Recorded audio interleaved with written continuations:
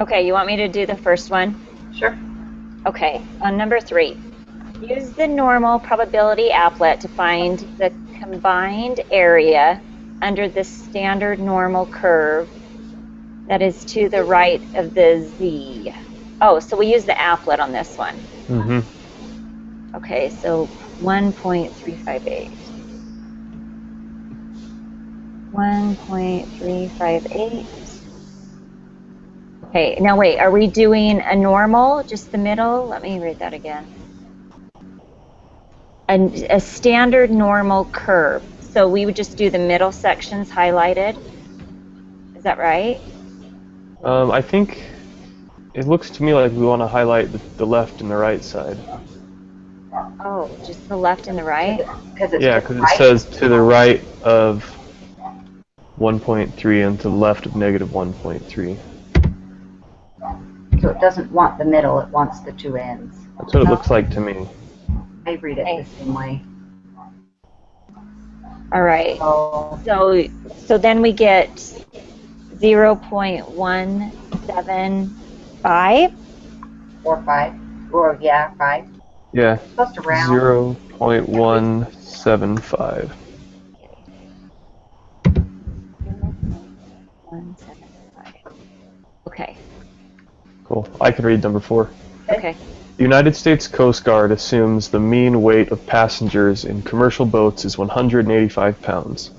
The previous value was lower, but was raised after a tragic boating accident. The standard deviation of passenger weight is 26.7 pounds. The weight of a random sample of 48 commercial boat passengers was recorded. The sample mean was determined to be 177.6 pounds. Find the probability that a random sample of passengers will have a weight that is as extreme or more extreme, either above or below the mean, and was observed in this sample. Oh, crud. You know, I know how to work all these problems, but they just sound so complicated when you read them. I know. I wonder, are we trying to find the z-score of this one? So, yeah, we will need to find the z-score, and then we need to find all the areas to the left and the right, just like we did in question number 3.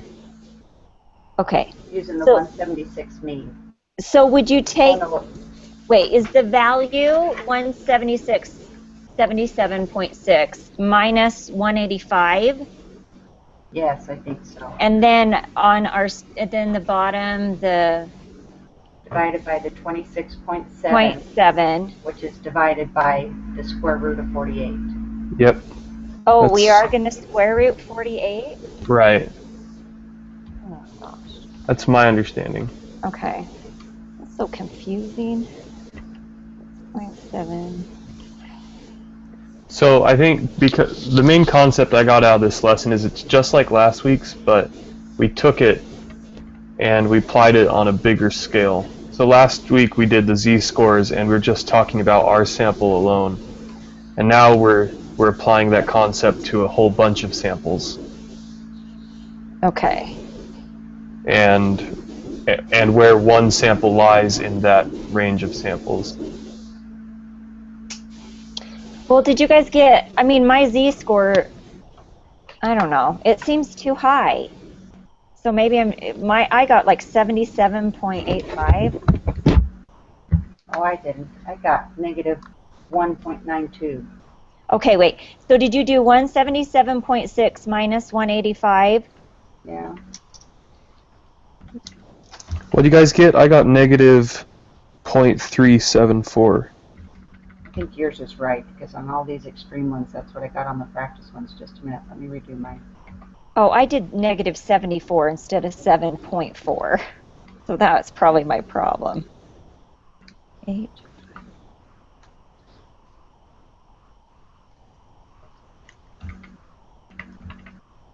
I got negative 1.920.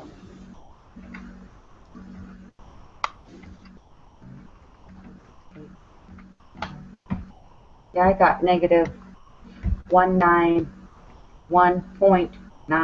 you know, keep going. 0, yeah. Is that a different, but you got a different one, Ryan? Yeah, I'm just running it through again.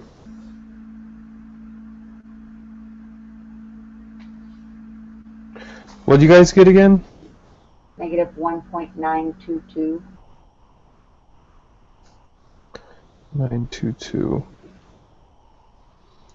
Yeah, because the first time I did it, I got a negative 0.37, and then this time I got a negative 1.92.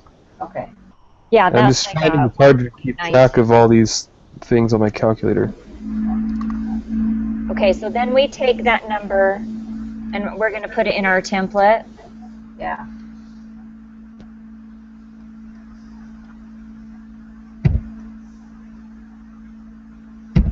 Oops. Negative 1.92. Around the 3. Okay, so now we are going to figure out And then what are we looking for?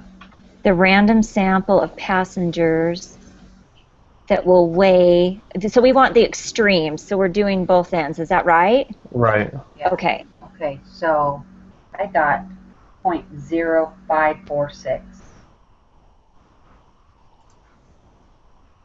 See, mine's close. Mine's 0.0. See, I got negative 1.920. Yeah, that's what I got too. And you got 2.2, and then I got. When you see, this is the problem with the whole when do you round and when do you not round. Yeah. Because the problem is, so when I do my standard deviation divided by my square root, I took it out to 2 decimal places, and I'm sure that's the difference. Yeah. I can't. When I square root it, I've had to use like even 5 or 6 decimal places because I'm always a little bit off. So. But I got the area I got is 0.0549. Right. All right. And we're supposed to round to 3 decimal places, so either way, with either of the answers, we get 0.055. Oh, yeah. Okay, good. Okay. So 0.055 is number 4. Yeah. Right. All right, which of the following will have a smaller standard deviation if 9 observations are randomly drawn from a population? So a smaller standard deviation. Distribution of the individual observations, X. Distribution of the sample means X, or this cannot be determined. I think this is it can't be determined. They don't, but they're asking which would be smaller. Right, but we only have 9 observations. So what's the difference between X and X with the Bar. line over it? The X bar, yeah. Isn't X bar like the whole population mean? So X is if we just took one sampling. Okay. X bar is if we took 10 different samplings and each sampling had 9 people in it. And then we found how those all spread out across another curve. Does that? Yeah, that makes sense. But I think you still have to have more information to determine that, don't you? What information though? Because I agree with it. I think it cannot be determined only because there's only 9 observations. Oh wait. We don't. Okay, I don't know. Yeah. Well, let's see. A randomly drawn. We just have no idea because individual observations could be completely random. The distribution. Oh, the distribution of a sample mean is smaller because you do it, isn't it? Because that's the one that you use the standard deviation with the square root of the number of observations, so your answer's smaller. Right. I'm just trying to think if the small group changes that or not. What do you guys think? I think it would be the distribution normally does have the smaller mean. I think it does. It's the distribution has the smaller mean. Smaller standard deviation, I mean.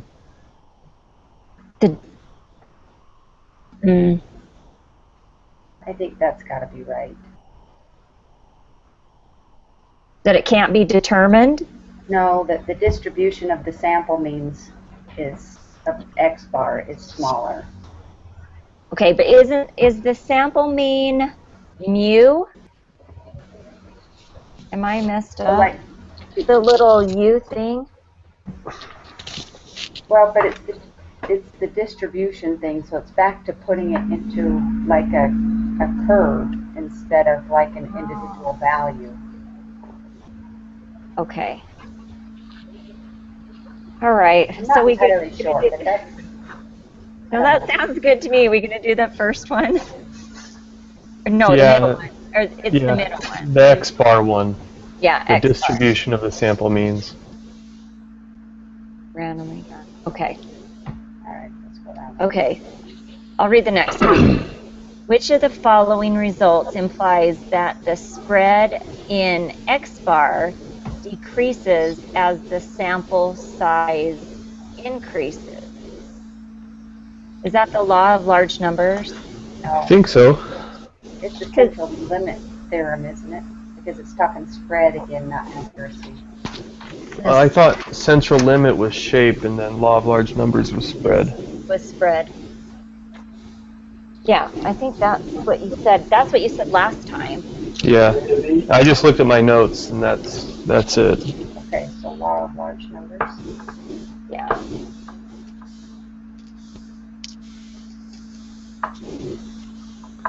Is it my turn? Yeah. Scores on the quantitative portion of the GRE are approximately normally distributed with mean of mu equals 150.8 and standard deviation of sigma equals 8.8. Use this information to answer questions 7 through 10. So number 7, Diane earned a score of 160 on the quantitative portion of the GRE. What is the z-score corresponding to Diane's score? Okay. So that's. So do we take the 150.8 minus 160? No, you do 160. 160. 150.8. See, this is where I mess up on where to do it. And then are we just dividing it by the 8.8? Yep. So I get a z-score of 1.045. Is that what you guys got? Divided by 8.8. 1.045. Yeah, that's what I got. Okay. Okay, what is the probability that a randomly selected student will score above 160 on the quantitative portion of the GRE? So round your answer again. So we just take that same z-score that we just figured, put it in our applet, and we want higher than that. Oh, okay. So we're only going to select everything to the right. To the right. 1.045. So I got 0.1480. That's what I get. So we just put 0.148. That's what I got. Point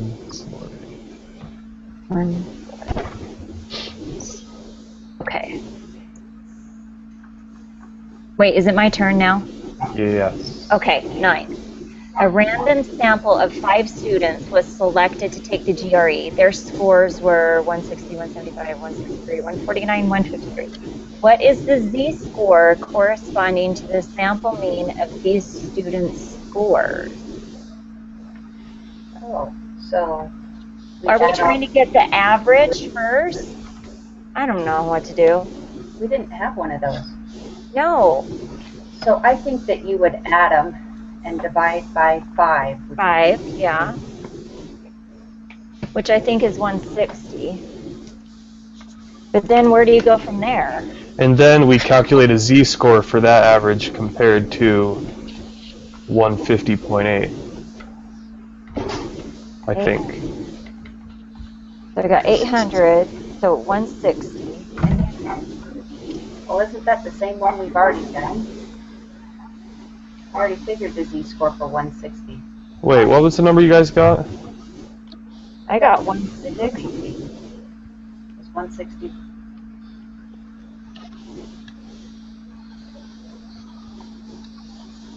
Did we all come up with the same mean? I got 160 when I added them all. When Yeah. I got 800 divided by 5 is 160. But look, so then what? So then what do we do with the 160? Oh no, this is Minus 150.8 divided by 8.8. 8.8 divided by the square root of 5. Square root of 5.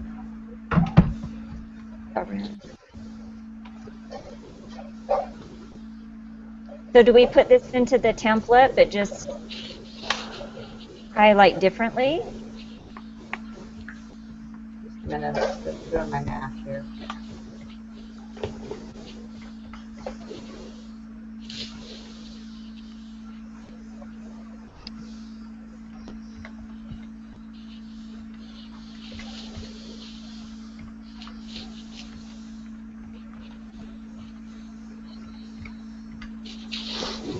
So I got a z-score of 2.338. That's what I get. Okay. So what did you do different? What did you do with the 160? Instead of we calculate a z-score, but we use the z-score formula where you also use the square root of n. Of 5? Is that Right. what we're doing? Oh, because we had 5 samples. Yep. Yeah. Oh, okay. And then are you putting that in? Oh wait, we're just trying to find the z-score first. Is that right? Right. Yeah. 2.338. Okay, that makes sense to me. Okay. All right. What is the probability that 5 randomly selected students will have a mean score that's greater than the mean achieved by the students in the previous problem? So our mean was 160. The probability that 5 students, or numbers 5 again,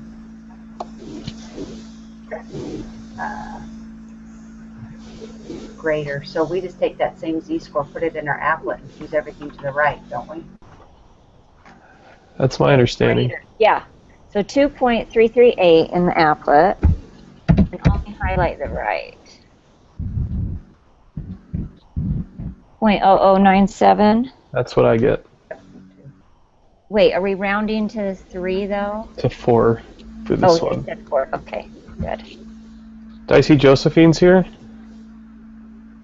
Oh, is she? I'm not even looking. I'm not looking either. I'm on my thing. I know. Her picture's down there. Josephine, are you here? We can't hear you. I think your microphone might be turned off if you're here. Okay, yes, I'm here. Oh, good. Hi. Good afternoon. Hello. So we're on 11 on the group assignment.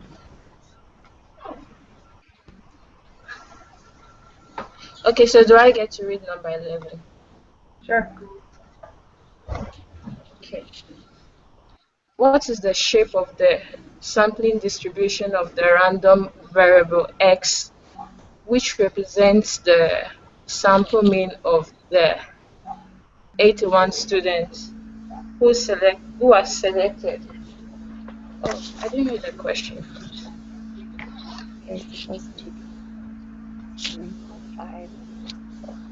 Okay, 3.5 standard deviation. 7. Oh, but your sample size is large. It's less skewed. So I'm going to say that it's approximately normal. Yeah, approximately normal. Even So- with even if it's less skewed. Right, Okay. because it's less skewed, but we have a large sample size. So would that be the large theorem or the large number, the law of large numbers? No, it's your central This limit. would be the central limit. Okay. Dang, I gotta get those. Central limit is shape, large numbers is spread. Is spread. Okay. Okay. Whose turn to read? Is it I think me? it's mine. Oh, okay. What is the mean of the distribution of the sample means for all possible samples of size 81 that could be drawn from the parent population? I'm going to have to read that one again to myself.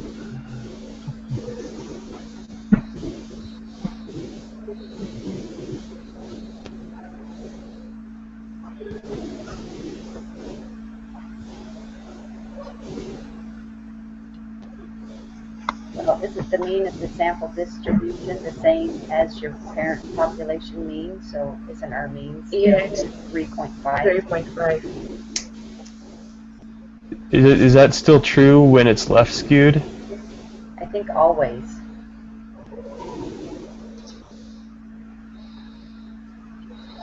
It's Okay. 3.5. All right. So is that what we put on number 12 is 3.5? I think so. Oh, we don't have Round. to figure Yeah, because it anything says out. 1 decimal. That makes sense. Okay.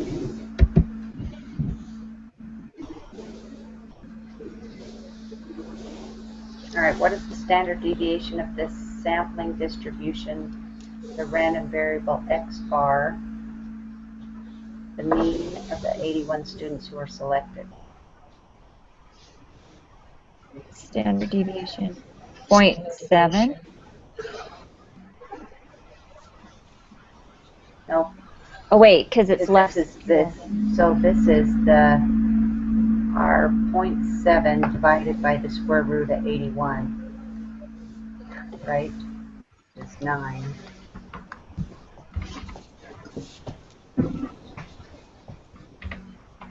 Yes, so I get 0.077. Repeating. So you did 0.7 divided by square root of 81. Yeah. Oh, I did that right too. 0.7 repeat. So 0.78 is what it rounds to, right? Right. Yes. Okay, Becky, I think it's your turn. Okay, 14.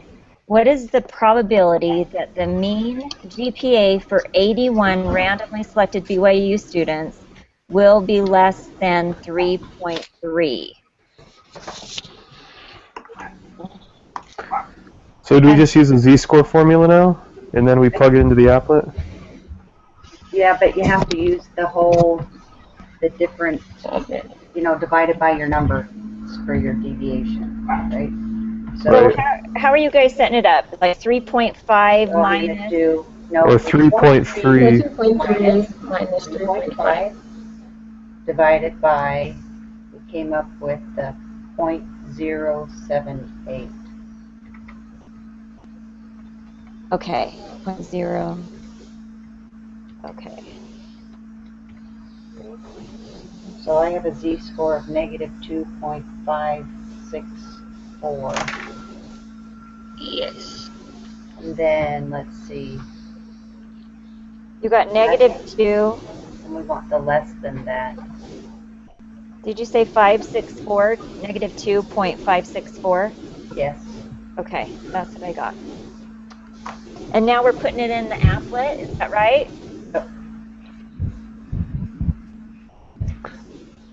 So I get a probability of 0.0052.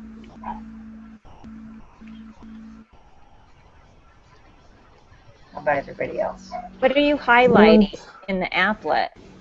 Less than. It wants Oh, so just on the left. probability that the mean is less than the 3.3. So if my z-score is the negative 2.564, I just did left of my negative line. Okay. You got 0.0052. Uh-huh. Okay, I did too. Ryan, how about you? Now, which part are we doing? We're doing to the left of it, Uh-huh, because it wants less than and you got 0.0051. 5.2, 5.2. which just means we rounded different somewhere. And we only need to, we're rounding to 3 decimals, so it doesn't really, we're just 0.005. Right. Oh, good. Yeah, okay. That helps.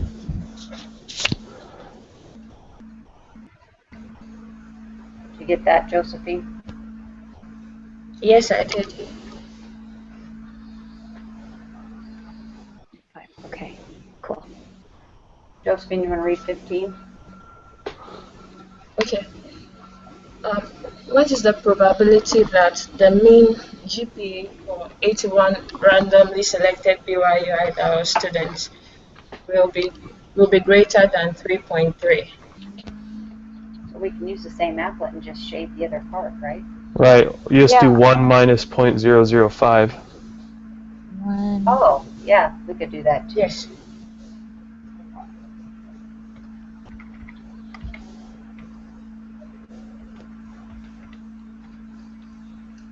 So 0.995.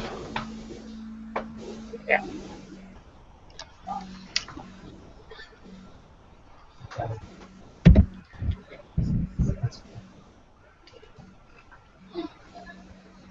Okay.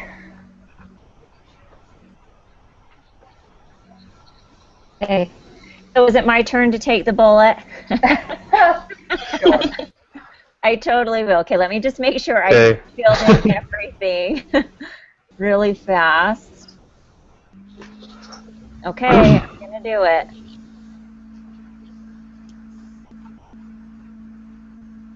We got them all right. Woohoo. Oh, you guys are so smart. Thank you so much for helping me. It's No good problem. teamwork, I'll tell you what. This class is stressing me out. Definitely getting harder. It is. Yeah, I think we have our first exam next week too. Yeah, Oh, I Monday wondered through about that. Wednesday or something, I read. You can Yeah. take it, you only get 4 hours to take the test. Only 4 hours. I know. Gosh. Where did you guys read the instructions for the test? I don't think I did that. I haven't looked at them yet. Yeah, I haven't read it, but I read our teacher answered somebody's question, and Oh, it was in the course questions or no, I something. never read those. Yeah, so, Okay. Yeah, so it opens Monday and closes Wednesday. I just keep waiting for it to show up on my assignments due, but it hadn't. it'll probably next week, if you click on next week's assignments, you'll be able to see it. So, Monday through Yeah. Wednesday, huh? And so do we does that still- mean we don't meet Tuesday? Well, that's what I was just gonna say. Do we Oh. still have a group? I didn't even look. meeting due? Let me see. Yeah, there's still a group meeting. Yeah, Group 4. it's Looks like we get a review. review assignment. Yeah. Well, that'll be nice. All right. So do you guys want to review before? I mean, are you good with taking the test Tuesday after or Wednesday? Yeah, I'm all right with our regular meeting time Tuesday. Okay, me too. Just wanted to make sure. Okay. Okay. Does that work for you, Sounds good. Josephine? So we're meeting next week Tuesday. Yeah. Yes. Okay, thank you very much. All right, thanks. Okay. See you guys Tuesday. Good way. Okay. Bye.